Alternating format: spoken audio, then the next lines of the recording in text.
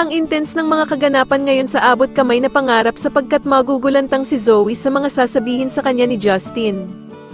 Dito nga ay kukumprontihin ni Justin si Zoe kung bakit siya tinanggal sa mana ng lolo Pepe nila kaya naman ay hindi malaman ni Zoe ang sasabihin niya.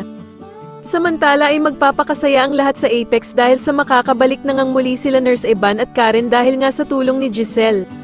Kaya naman ay sobrang saya ng kanilang mga katrabaho, at dito nga ay tatanungin ni Luke si Annalyn kung kailan daw ito babalik ng Apex. Pero bigla naman siyang sasagutin ni Doc Lindo na hindi pa daw maaaring bumalik si Annalyn ng Apex. Samantala ay manginginig na nga sa takot itong si Moira matapos ang mga sinabi ng abogado at natatakot nga ito na baka daw sila isumbong ni Don Pepe kapag nagising na ito. Kaya naman ay agad niyang sasabihan ng anak niyang si Zoe na mag-impake ng mga gamit nito para magbakasyon sila dahil sa kailangan daw muna nilang magtago.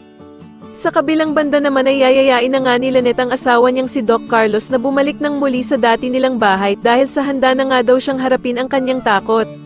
Ikakatuwa naman ito ni Doc Carlos at agad naman siyang sasang-ayon sa plano ni Lynette dahil sa gusto na nga niya talagang makaiwas kila Aling Susan at Diyosa. Samantala ay makikita na naman ni Giselle ang dati niyang asawa na si Eric, kaya naman ay pakikiusapan niya ito na sana nga daw ay makasama niya ang anak niyang si Justin kahit isang araw lang. Subalit tatanggihan lamang siya ni Eric dahil sa alam naman nga daw nilang dalawa na hindi talaga siya pagbibigyan ng anak niyang si Justin. Sa tingin niyo dito na nga kaya malaman ni Justin ang totoo na hindi totoong apo ni Don Pepe si Zoe, mas lalo na nga talagang nagiging exciting ang mga susunod na kaganapan kaya naman ay mas lalo pa nating abangan ang mas lalong gumigandang abot kamay na pangarap. Maraming salamat po sa inyong panonood at sana po ay mas subscribe niyo ako. Maraming salamat po.